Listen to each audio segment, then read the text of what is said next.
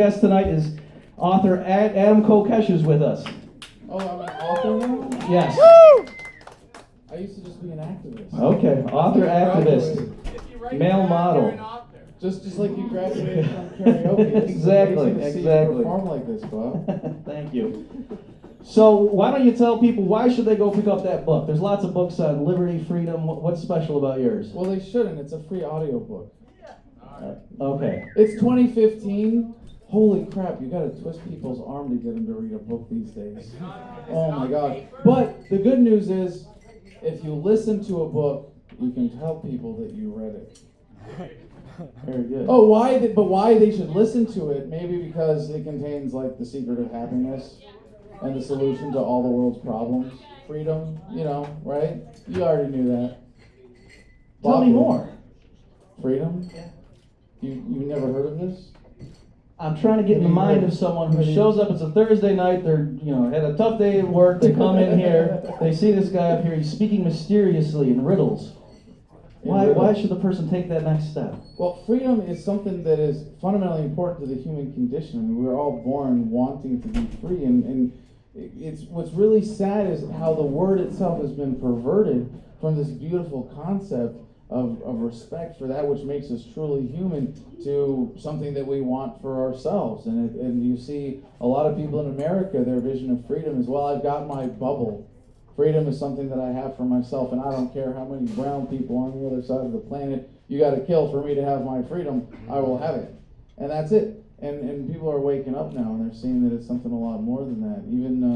Even guards in prison in D.C. And actually, the real reason you should read this book is because it has been endorsed by the highest authority in the land, the United States Department of Justice. Now wait a second here, Adam. You're telling me the Department of Justice endorsed your book? Yeah, they told us it was banned in jails and that it was a threat to the good order and security of the institution. We take that as an endorsement. Yeah! We've actually been sending copies of the book into jail for a while now, and it was just recently we got this letter from a warden telling us that the entire publication was a threat to the good order and security and discipline of the institutions. Yeah, that's why we wrote it. So, this was just the first time one of them was dumb enough, had the integrity enough, I don't know however way you want to describe it, to write us a letter according to their own regulations explaining what they were doing. And the few times that we have gotten copies of the book in the jails, we've had people sneak them in. If you work in a jail, if you're a counselor, come see me. We'll get you as many copies as you want. And they get them in. And what happens is the inmates want them so bad that they have to keep a waiting list of all the names on the inside of the cover. And it's because they're victims. And what we often forget, as much as we talk about coercion and the negative effects of violence determining our relationships, that everything government does is backed up with the threat of violence. How do they actually control us? How do they control the majority of the population? With words. Yeah, that's how unfree we are. They say words and we go, okay, here's our freedom, Mr. Government. And it's words that set people free, and it's words that give people the confidence in knowing what it means to be a victim of the system. And I gotta say, every time we go to a different event on the tour, it's beautiful to see how people are waking up to this. Because the people who are the first ones to question the system aren't the captains of the football teams or the cheerleader squads or the student body presidents. They're the economists. I mean, they're the outcasts and the misfits and the economists. I was runner-up for captain of the cheerleading squad, just to let you guys know. There's all these stereotypes. I don't even look the way they wanted me to. Runner-up. He's never satisfied. Freaking libertarians, right? What does it take to make my dad happy? Okay, but enough about that. So, this is a true story. This is not, it sounds like we're doing shtick up here, but I actually, when you were locked up, I tried to send you a book by Gandhi, and they wouldn't let that go through. And I was trying to get them to send me like a form letter. I wanted to have something official saying, you cannot send me to a prisoner, but... You just keep trying, and eventually they screw up and go, oh, we're supposed to write the dude a letter, aren't we? So what is did they send you on official letterhead? Yeah, we published it online and put out a press release. Mainstream media didn't care. And it's funny, this is the only place. There's a reason they ban books in jail, right? There are only really 4 places the government can effectively ban books at all. One is in libraries. Does anybody go to libraries anymore? Right? You can still get the books, right? Okay, in schools, they can keep it off the curriculum, but they can't really stop students from reading. And in military PXs, on military bases, they can sort of control things there and make sure that you get lots of pro-military porn. But the other thing is, in jails. And jails are the only places in America where Americans still read. It's really funny. It's the only place they have time, and they actually read books in jail. So I spent a lot of my time in jail reading, and that was what motivated this. But yeah, they sent us the official letterhead from the Department of Justice explaining what they were doing. Now, just for people who don't know, I talked with Adam about this. So in your book, you tried to do something different, right? That you said other ones have like a lot of historical things, and what is the angle you took in your book that makes it set apart from other ones of that genre, let's say? Nothing but pictures.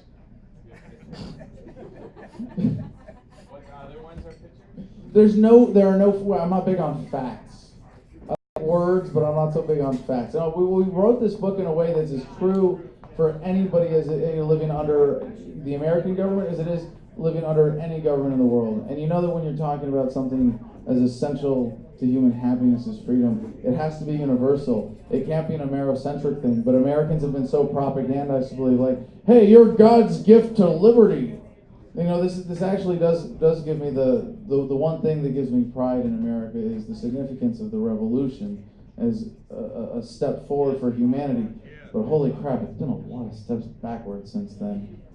And we have an opportunity here, once again, to set the example for the world. And I think it's really exciting that this is where you have enough people who have woken up to the fact that we're all victims of the system in some way.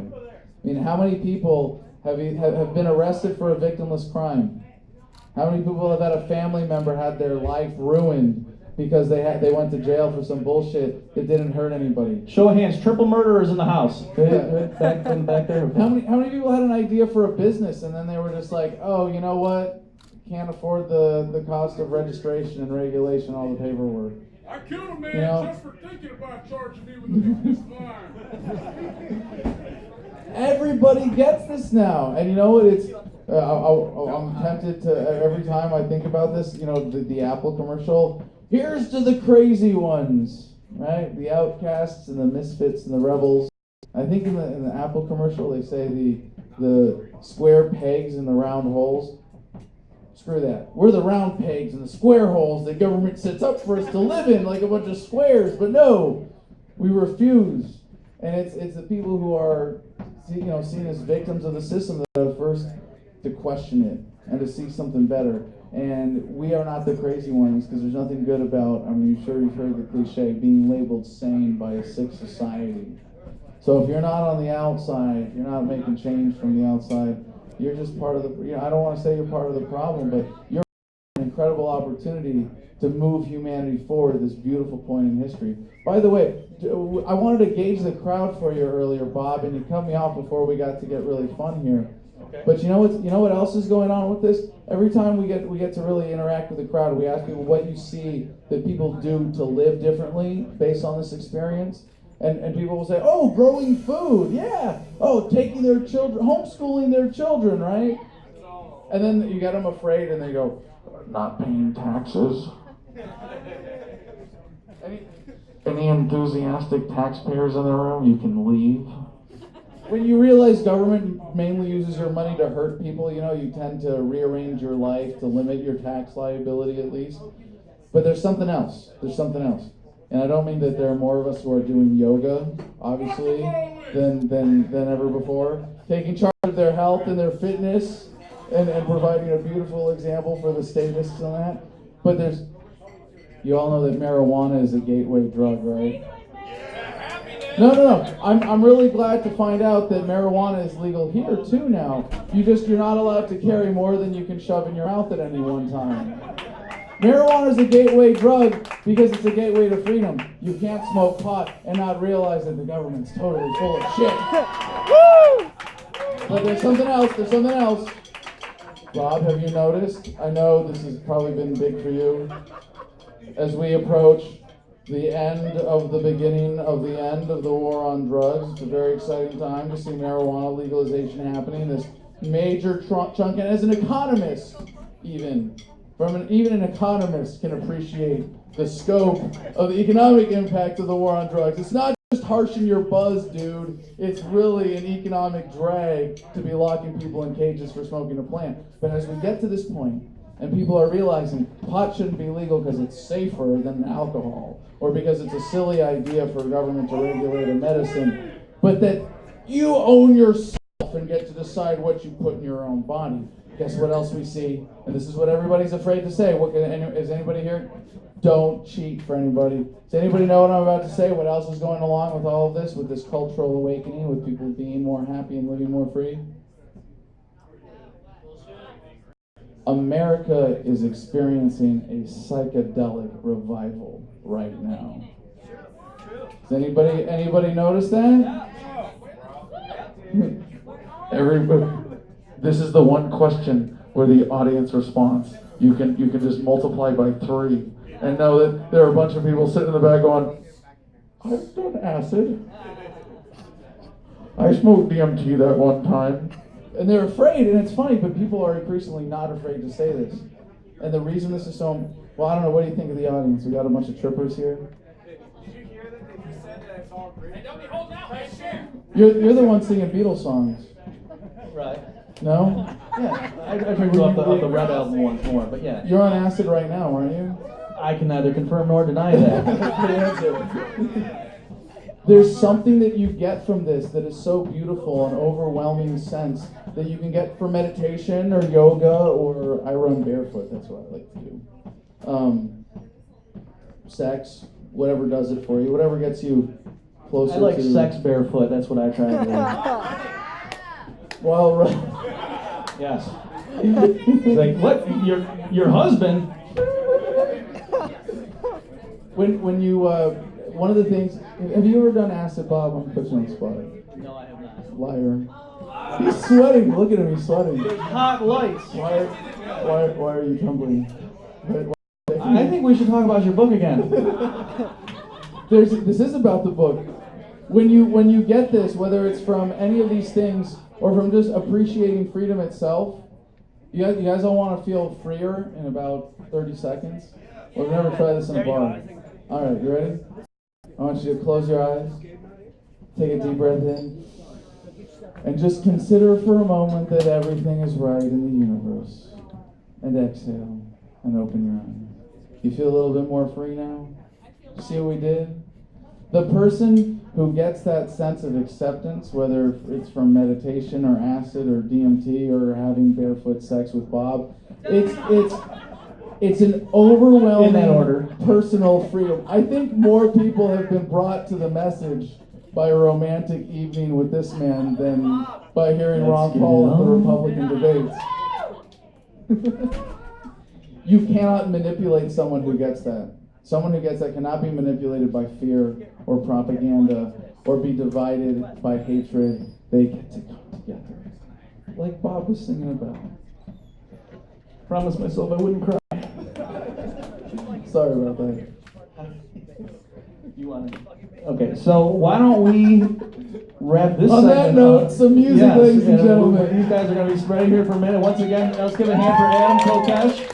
If you haven't yet, come get a free He's book. going to be over there if you want to talk to him more and have him say more embarrassing things about me, hopefully not in range of a microphone or recording device.